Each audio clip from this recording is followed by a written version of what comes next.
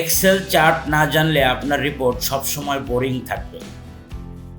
তো এই জন্য আজকে আমি আপনাদের দেখাবো কিভাবে সুন্দর একটি চার্ট আপনি তৈরি করতে পারেন। তো এই জন্য প্রথমে আমাদের ডেটাগুলোকে সিলেক্ট করে নিতে হবে, তারপর চলে যেতে হবে ইনসার্ট ট্যাবে, সেখান থেকে 2D কলাম সিলেক্ট করতে হবে।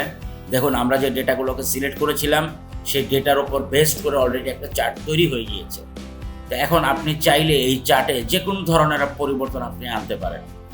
তো সেই জন্য সিলেক্ট ডাটার উপর ক্লিক করতে হবে। তো আমি এখানে সিরিজ 1 সিরিজ 2 এই নাম দুটো চেঞ্জ করে দিচ্ছি। তো এখান থেকে সিলেক্ট করে চলে যেতে হবে এডিটে, তারপর 2024 এর সেলটাকে সিলেক্ট করে দিচ্ছি। আবার সিরিজ 2তে যে এডিট অপশনে যে 2025 এই সেলটাকে সিলেক্ট করে দিচ্ছি, ওকে প্রেস করতেছি। আপনি নিচে দেখুন দুটো সাল চলে আসছে। এভাবেই আপনি মাইক্রোসফট এক্সেলে খুব সুন্দর চার্ট তৈরি করতে পারেন। আশা করি ভিডিওটা আপনাদের ভালো লাগবে। ভালো লাগলে লাইক করুন, শেয়ার করুন। ভবিষ্যতে এরকম ভিডিও পাওয়ার জন্য ফলো দিয়ে পাশে থাকুন।